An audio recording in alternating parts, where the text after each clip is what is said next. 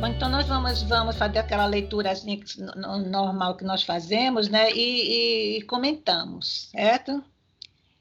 E vamos lá. Então, essa mensagem de Emmanuel é número 13 do livro Roteiro, aquele livro de, acho que foi 46 que ele escreveu, o Chico, né? E Emmanuel, ele vai enumerando as mensagens que ele passa, pequenas mensagens, né? E essa daqui é da sequência sobre o Evangelho, sobre o cristianismo, tudo mais. Então, essa é sobre a mensagem cristã. Então, ele começa dizendo assim: não se reveste o ensinamento de Jesus de quaisquer fórmulas complicadas.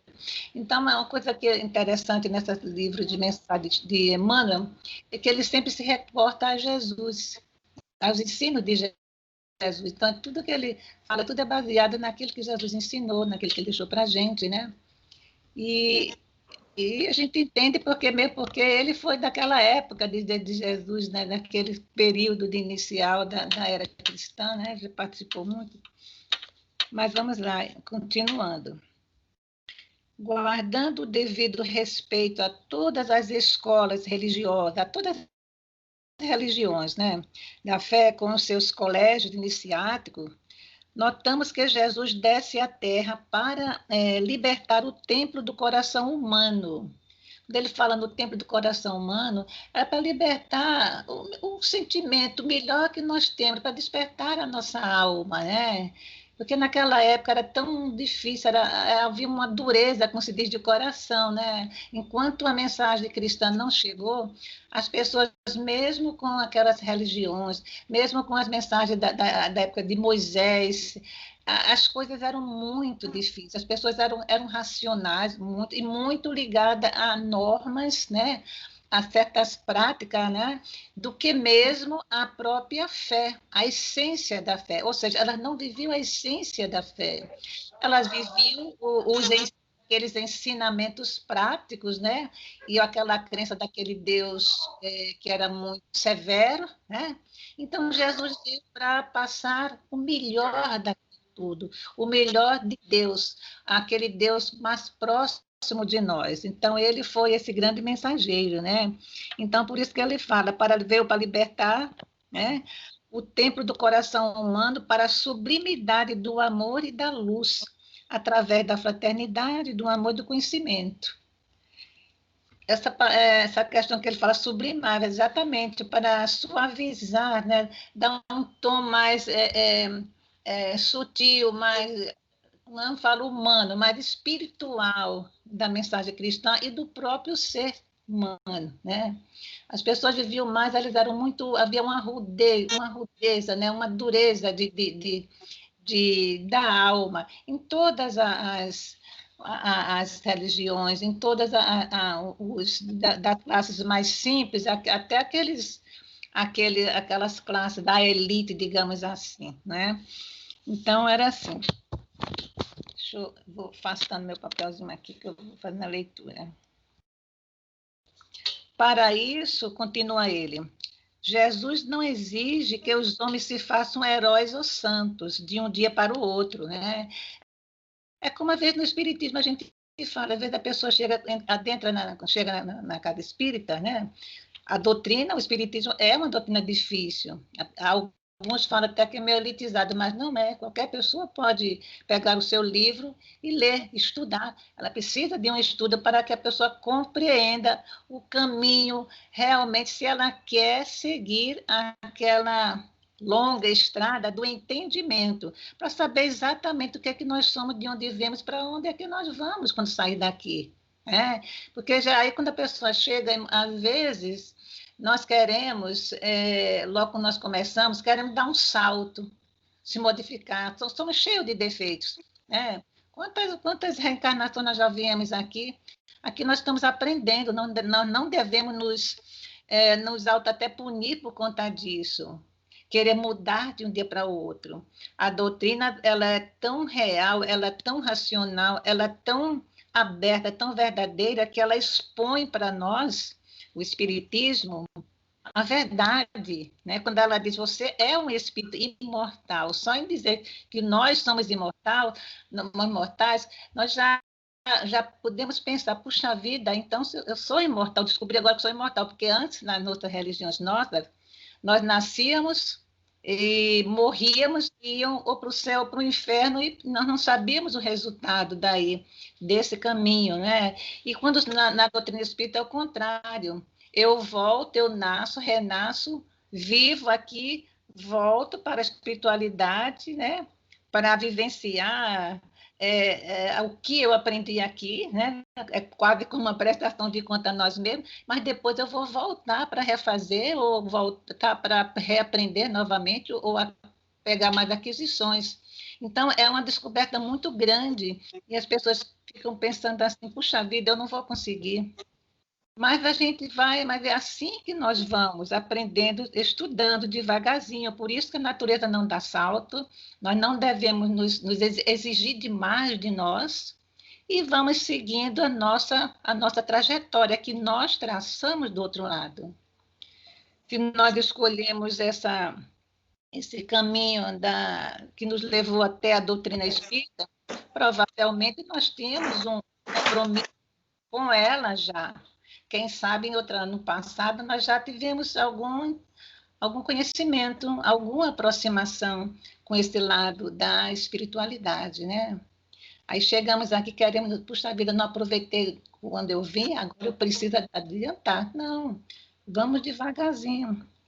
Por isso que Emmanuel nos lembra aqui, né? Que Jesus não exige que os homens se façam heróis nem santos de um dia para o outro. Vai precisar de muitas reencarnações para isso. Jesus, agora, aí ele comenta sobre o Jesus da época com os discípulos dele. Quanto aos seus discípulos, seus companheiros, Jesus já os conhecia seus defeitos, dificuldades, e a gente fica vendo o desenrolar, quando a gente lê sobre a vida de Jesus, através dos relatos da espiritualidade, não só que consta no Novo Testamento, mas eu gosto muito de ler sobre a vida de Jesus, que é narrada também com muito mais riqueza, pelos espíritos que tiveram mais acesso à sua vida, né? A nível da espiritualidade, lá do outro lado, onde as coisas são mais claras, né? Aí existem as passagens que são mostradas, as vivências, né, de Jesus, né? Então, conta coisas muito interessantes. Nos estudos se observa também que Jesus conhecia. É como nós vamos conviver em casa, com a nossa família, nós vamos conhecendo, cada um dos nossos, chega, nasce um filho que vai acompanhando e vai conhecendo, né? Como a gente conhece uma pessoa com a convivência, a gente vai conhecendo o que ela gosta, né? O que ela pensa. Mesmo superficialmente, nós vamos travando aquele relacionamento de conhecimento com aquela pessoa. No caso de Jesus, ele realmente conhecia os seus discípulos.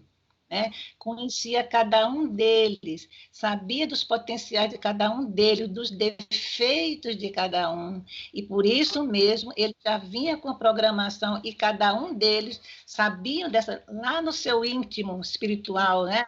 Na sua inconsciência espiritual, porque eles eram inconsciente espiritual, não sabiam dessas questões da vida após a morte, desse reino de Deus, quando Jesus falava, meu reino não é desse mundo, né? É lá do outro, e que reino seria que reino seria esse? O reino da espiritualidade. Então, Jesus já conhecia cada um, já que eles vieram aqui com uma programação da espiritualidade, né? Então, Jesus foi devagarzinho educando cada um. Então, a gente vê nos relatos, no dia a dia de Jesus com os seus discípulos, né?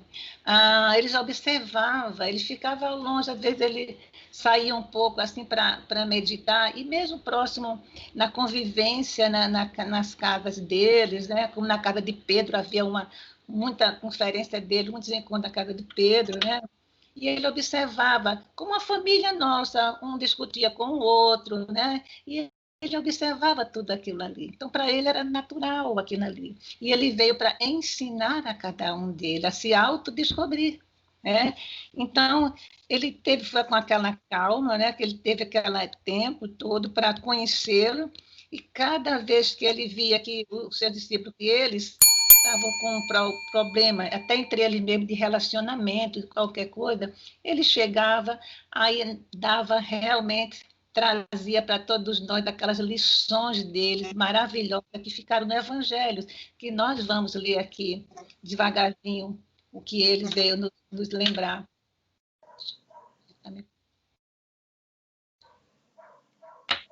Garganta seca. Então, Jesus queria fazer com que eles descobrissem, né, o quanto de virtude eles tinham, independente dos seus defeitos, né? Porque muitas vezes nós, quando começamos a... Por exemplo, vamos falar do espiritismo, porque no nosso caso aqui nós somos espíritas, né? Que nós nos encaixamos dentro de uma antivirtude, de um defeito. Puxa vida, eu tenho esse defeito.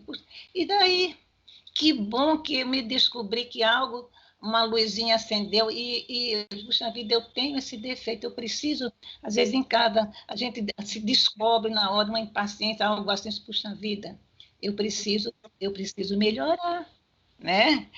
Mas Jesus queria, nas suas lições, né, deixou claro que eles, apesar dos seus defeitos, eles precisariam descobrir as suas virtudes, o de bom que eles tinham. Porque era isso que interessava a Jesus. Quando a gente, porque para Jesus, que a gente se observa, é que quanto mais todo ser humano tem uma bondade dentro dela. É como uma plantinha, uma florzinha, uma semente que a gente joga, a mais bela semente, né? E nós vamos regando, a sementezinha é tão feinha, bota naquela terra lá e vai regando, e vai surgindo aquela flor. É o caso de uma virtude, nós temos aquela virtude, e Jesus incentivava, estimulava a que ele se expressasse através daquela virtude especial, seja de bondade, seja de ser daqueles que gostavam de ajudar, trabalhar naquilo que mais eles nem sabiam que tinham. De repente, com aquela aproximação de Jesus, aquela convivência, aquela mente de Jesus trabalhando no sentido de cada um descobrir aquela preciosidade, aquela semente maravilhosa que tinha na mente de cada um, daquela virtude. E isso crescesse e superasse os seus defeitos. Né? Se nós achamos que nós temos algum defeito, vamos regar as nossas virtudes, de repente isso se sobrepõe. E nesse momento nós, de repente, quando a gente vê, puxa vida, eu era tão impaciente, eu era tão assim, tão tal, e de repente a gente vai se autoeducando quando a gente se descobre nas melhores coisas que nós temos, né? Isso é uma coisa, isso é um despertar. Então Jesus despertava aqueles seus discípulos, né? Provavelmente não, com certeza, eles tinham muito mais, por isso que Jesus, na programação anterior de sua chegada à Terra, todos aqueles 12 estavam na programação, por quê? Porque exatamente eles tinham muitas virtudes, né? E não sabiam que tinham tantas, aí vieram quase para começar do zero, né? Mas encontrou o nosso mestre e foi aquela coisa linda. Então, era um processo lento, né? De um trabalho milenar de educação, porque aqueles discípulos que veio com Jesus, imagine, Jesus é um espírito já antiquíssimo, né? Imagina, aqueles discípulos também eram, né? Não tanto quanto Jesus, aí eles eram mais novos, muitas reencarnações já vinham vivenciando, talvez em outros mundos, né? Talvez nem tanto aqui, né? Mas já vinha até também de outros mundos. Mas já tinham andado um bom pedaço de reencarnações, de um bom número de encarnações, né?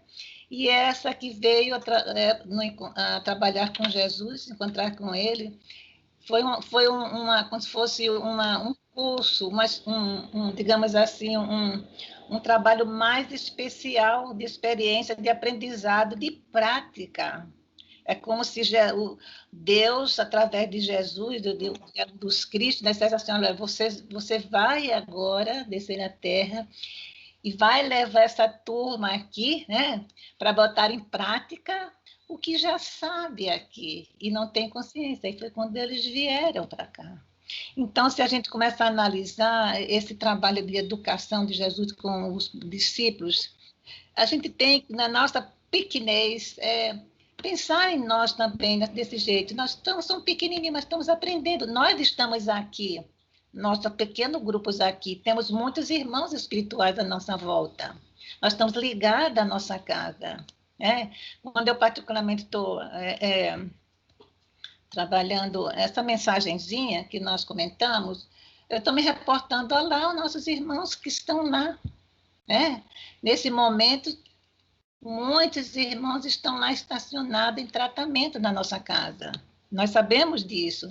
Então, sempre tem alguém junto conosco aqui trabalhando na mesma faixa. Nós somos um pouquinho melhor porque estamos aprendendo para passar para ele, mas quantos estão sofrendo lá?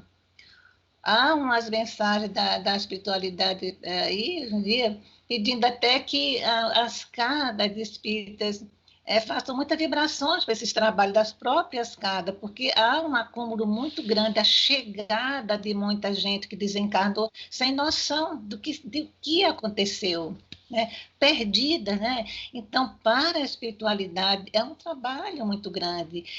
A gente pensa assim, não, mas eles são espíritas, eles têm conhecimento. Não é assim. Eles estão trabalhando lá, mas é difícil trabalhar com espíritos, com pessoas que desencarnaram, pessoas antigas, como nós somos, pessoas que não tinham uma religião, não tinham sequer crença, ou julgava que se saísse dessa para outra, eles iriam para o céu, para o inferno, todos esses conceitos aí. Então, o impacto do desencarne abrupto, assim, como eu me lembro no começo dessa pandemia, as pessoas eram uma coisa assim, bem surreal. E fico imaginando a desorientação desses irmãos ao chegar aos planos. Muitos ficavam aqui na faixa e estão ainda na faixa terrena, nessa faixa assim, mais próxima da terra, ligada às casas, aos templos, não é só nos centros espíritas, ligada aos templos, aguardando uma leve adaptação para poder eles partirem para os locais mais adequados, a espiritualidade levar. Então, é tudo um aprendizado maravilhoso que nós temos, por isso precisamos ir devagarzinho. Lembrando, é um processo lento, de um trabalho milenar, que nós fazemos isso através de muitas reencarnações. Provavelmente, alguns de nós já vivenciamos em outras eras, oi, Glorinha, Arnaldo, outras eras, e já participamos de alguma coisa nesse nível, Quando nós, particularmente alguns de nós, nos sentimos familiarizados com essa crença do vida após a morte, com essa coisa de mudar, nos mudar o nosso corpo de uma forma energética tão sutil para outros mundos, e ter trabalhado aqui na Terra, nesse campo vibratório assim, da mediunidade, digamos assim, em outras religiões, em época até que o espiritismo, digamos assim, nem existia ainda aqui na Terra. Então, para nós temos essa facilidade de aceitar os ensinamentos, de aceitar a aproximação, de aceitar a ajuda, de aceitar essa mensagem que Jesus deixou há tanto tempo lá atrás e que para nós chega de uma forma bem clara, da gente se autodescobrir. Ele não pede aos seguidores que pratiquem milagres, nem lhes reclama o impossível. Jesus não quer isso de nós, nunca quis. Ele quer o que a gente pode fazer.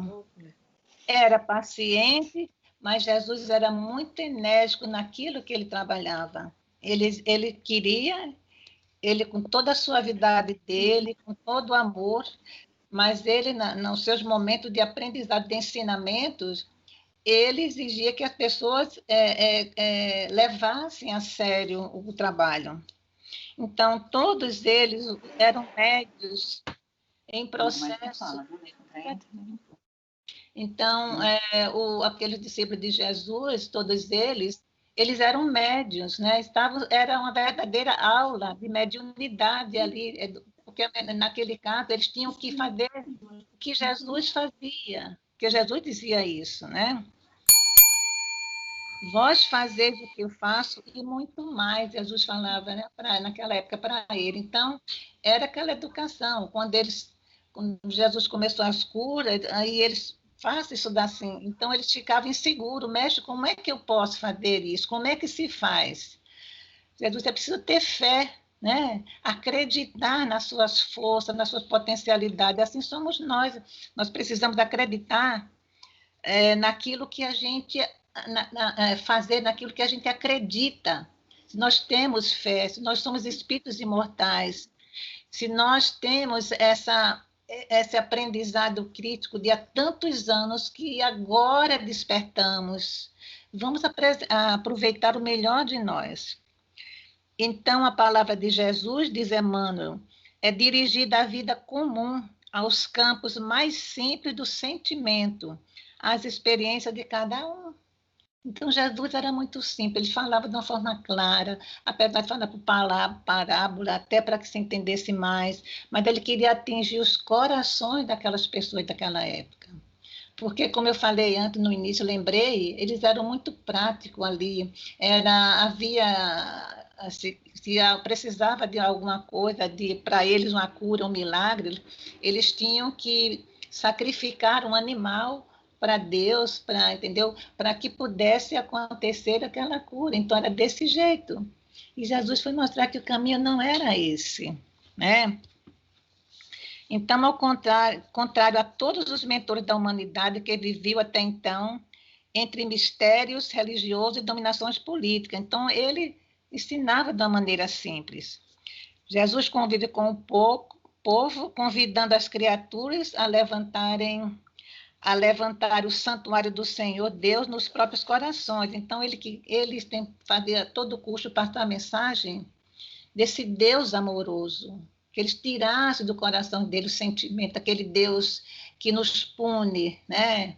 Que é aquela coisa do dente, olho por olho, dente por dente, que não era assim. Ele veio para suavizar os nossos corações, e desde aquela época, e nem conseguido. Então, muitos de nós, da humanidade, né? Eu digo da humanidade, continuam com o coração bastante endurecido. Então, aí vem os ensinamentos dele. Ama a Deus, nosso Pai, com toda a sua alma, com todo o seu coração e com todo o seu entendimento. Ele ensinava, né? É lindo esse ensinamento dele. Ama o próximo como a ti mesmo, porque havia muita falta de amor, como ainda falta hoje em nossos dias, né? De ver a humanidade, eu falo em termos da humanidade. Há países, gente, que é uma falta de amor, a parte da própria direção dos países e das culturas, uma falta de amor, um desprezo pelo ser humano, não é o físico, é a essência que está ali dentro. É terrível. Perdoa o companheiro quantas vezes se fizerem necessário. Até hoje, o que é que nós vemos? Em muitos locais, as pessoas incentivando, né, até por motivos os mais diversos possíveis, a ódio, perseguição, vinganças, né? A gente vê das pequenas pessoas, dos pequenos grupos, até entre família, entre pessoas de uma para outra, as nações, grupos da sociedade se vingando, incentivando isso ou aquilo. Empresta sem aguardar retribuição. Era uma lição contra o egoísmo, né? Ora pelos que te perseguem e caluniam. Será que o mundo ora pelos que nos perseguem e caluniam? Então, a frase daqui que nós vamos lembrar, que vai ficar a interrogação.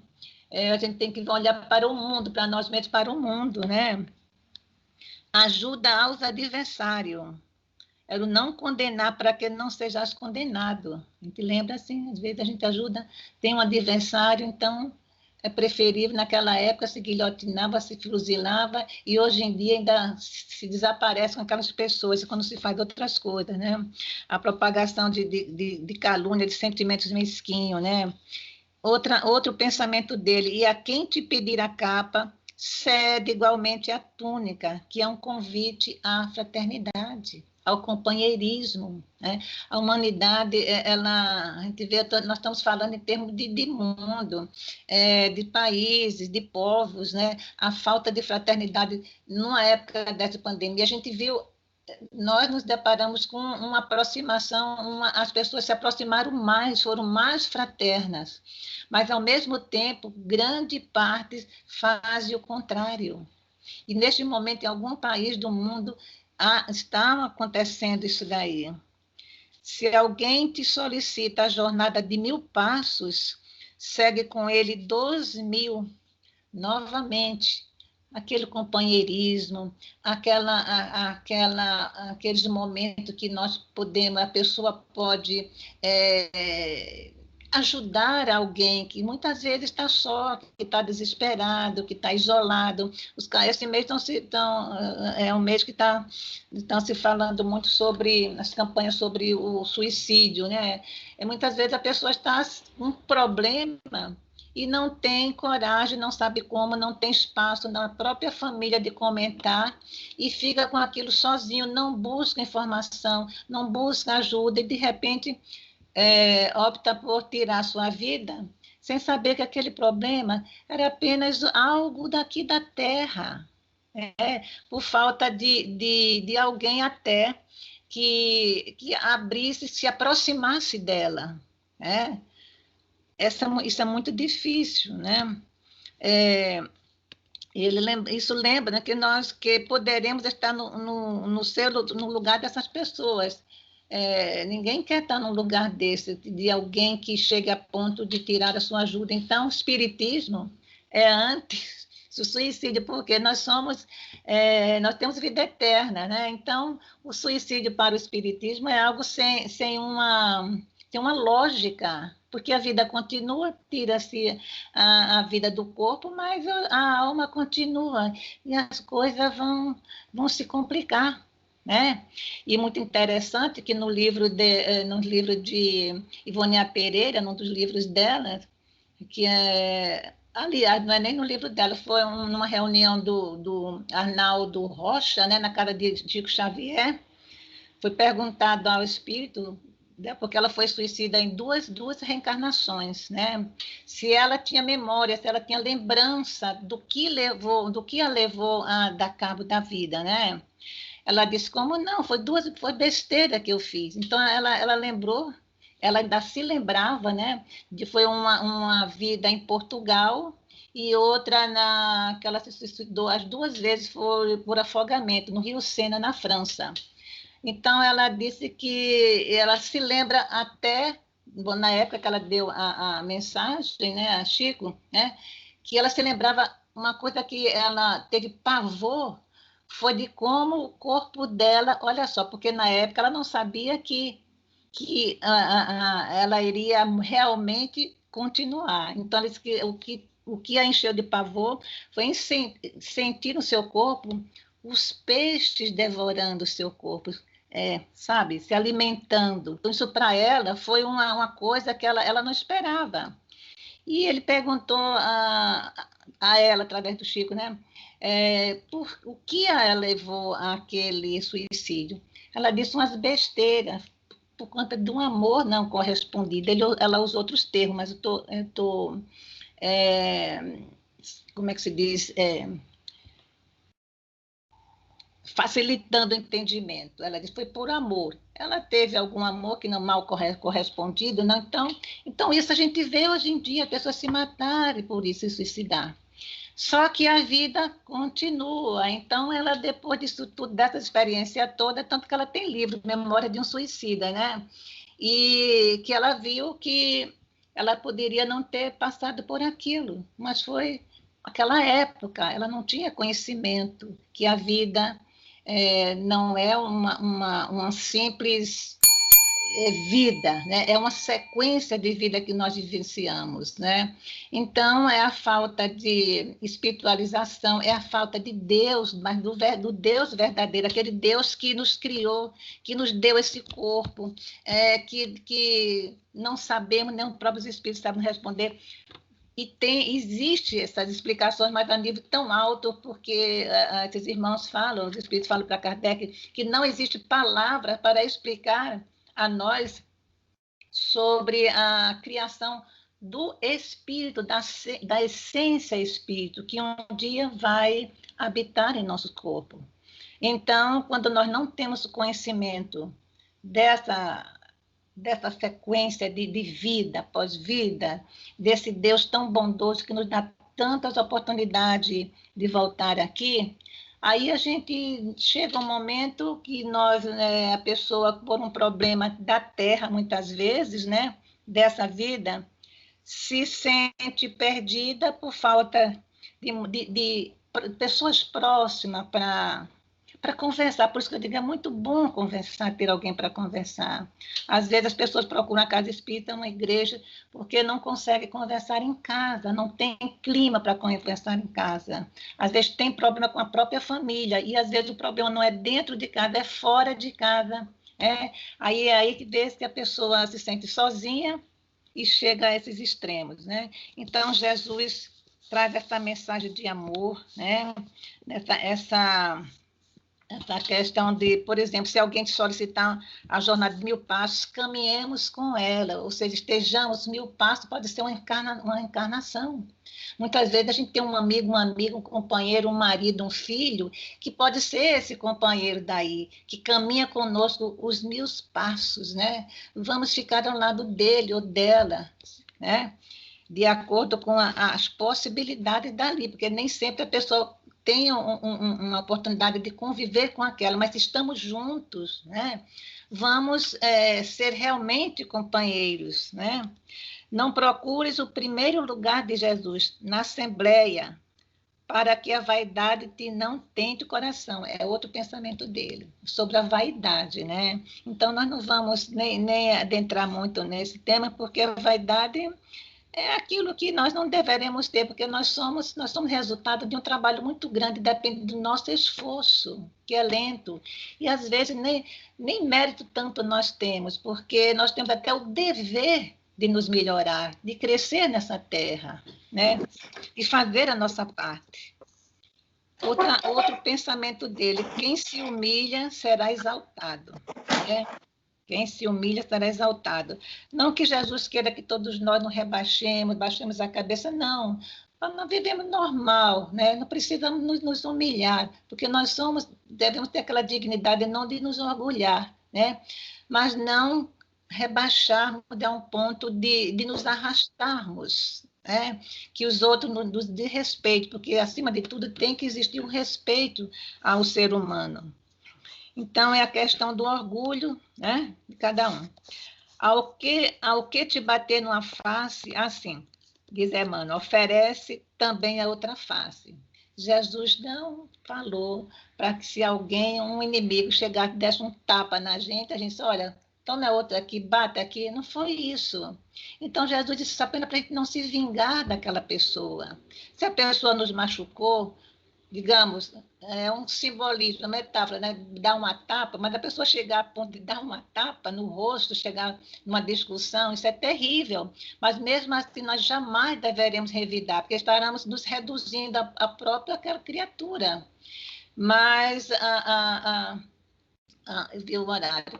Mas a mensagem moral é essa: nós não revidarmos aquele mal que a pessoa nos fez. Então, no Evangelho, Joana até de Ângela, no livro Jesus e Evangelho, Joana de Ângela lembra disso daí, dessa parte, né? Significa não se colocar na posição de vítima também, né? E por isso representa uma doença do espírito. Se você que não aceita a dor, como a pessoa não aceita aquela tapa com uma dor, ou a dor moral, então a pessoa vai querer se vingar. Não pode, é uma doença. Se a pessoa quiser se vingar, devolver na mesma moeda, como se diz, então ela é tão doente moralmente quanto o outro, né? Então, qualquer que perder a sua vida, continua Emmanuel, por amor ao postulado da redenção, ganhará essa vida mais perfeita na glória da eternidade. É que a nossa vida, nós temos muitos problemas. Tem um momento de alegria, de tristeza, de felicidade, de sucesso, temos tudo. É um estágio que nós passamos por aqui. De acordo com a nossa recepção, a nossa ação em relação a tudo que nós passamos por aqui, principalmente aos sofrimentos, né? Nós vamos chegar lá, como diz uma glória, como lembra Emmanuel, né? Lá do outro lado, olha, você aguentou, você suportou, não se revoltou. Mas cabe a cada um é cada um, né? Resplandeça a tua luz. Ele nos convida a deixar fluir a nossa alma. Todos nós somos belos, né? Eu me lembro muito quando estava nos trabalhos de desobsessão, que aqueles irmãos bem, assim, tensos, né? Que eles diziam, olha, você tem uma luz dentro de você, você é uma luz. Eles ficavam revoltados. Você é tanto uma luz, como eu também sou uma luz, porque nós viemos de Deus. Se nós viemos de Deus, nós somos luzes, nós somos divinos. Então, Jesus disse, deixe que resplandeça a tua luz, colocar o melhor de nós, da nossa alma, para fora, para o mundo, né? Isso é maravilhoso. Tem bom ânimo, nunca desistir de si mesmo. Por mais dificuldade que nós tenhamos, muitas vezes a gente chega numa situação que, puxa vida, não vai ter jeito. Não vai ter jeito. Mas Jesus nos convida e Emmanuel nos lembra de dizer, olha, tem ânimo, tem bom ânimo. Tudo vai passar. É como que nós estamos vivendo agora. Todo esse sofrimento de perdas de pessoas conhecidas, de familiares, nesses momentos todos, tudo vai passar, né? Se pretendes encontrar-me na luz da ressurreição, diz Jesus, nega-te a ti mesma, alegra-te sobre o peso da cruz, dos próprios deveres e segue-me os passos no calvário de suor e sacrifício, que precede os júbilos da aurora divina. É aquela coisa, Jesus está dizendo, se queres me seguir, se prepare. E vai ser difícil, porque exatamente a moral que Jesus nos trouxe é de nós largarmos o homem velho que está dentro de nós, milenar, cheio de vício, de uma vida muito desregrada em todo sentido, deixar esse homem velho e vestir um homem novo, se refazer para poder seguir Jesus. Ou seja, a mensagem que ele deixou nos dá uma nova roupagem. É esse o seguir Jesus, através daquilo que ele nos ensinou, da sua mensagem de amor. E diante desses apelos, gradativamente, há 20 séculos, né, calam-se as vozes que mandam revidar e ferir. E essa frase de Emmanuel é uma coisa tão verdadeira. Há 2000 anos, Jesus trouxe essa mensagem tão bela, tão profunda, que é um passaporte para a nossa renovação, né? E Emmanuel lembra assim, há 20 séculos calam-se as vozes que mandam revidar e ferir. As vozes se calam, mas esse processo ainda continua, porque nós temos ameaças de guerras, nós temos grandes sofrimentos em muitos países, no nosso não tem, graças a Deus, né? Mas infelizmente em outros países pessoas sofrem, crianças sofrem, famílias sofrem, como Índia, tanto não quero relatar aqui, mas casos terríveis de maus tratos, de desamor, né? Em países que não tem, não é porque não tem religião, mas países tão fechados que não permitem que sequer as pessoas se expressem, né? Então, mas tão calado, mas essa verdade crística, ela está no ar. Ela foi dita há 2000 anos atrás, está mudando, mesmo que lentamente, o mundo está mudando. E a palavra do Cristo, acima de éditos e espadas, finaliza ele, decretos e encíclica, sobe sempre e cresce cada vez mais, né? Na acústica do mundo, preparando os homens e a vida para a soberania do amor universal. E aí eu concluo aqui dizendo que assim nesse passo é que caminhamos, né, que caminha a humanidade, mesmo que lentamente há 2000 anos. Com a mensagem de Jesus, o mundo mudou. Mesmo que lentamente, a passo de tartarugas, nós vamos mudando, o planeta vai mudando, as pessoas, os espíritos encarnados vão mudando. Um dia, como o Chico já previu aí, daqui a 57 anos, não sei quantos anos é que a Terra vai entrar na regeneração, aí nós vamos ter, quem sabe, um mundo melhor. Então, muita paz para todos nós, né?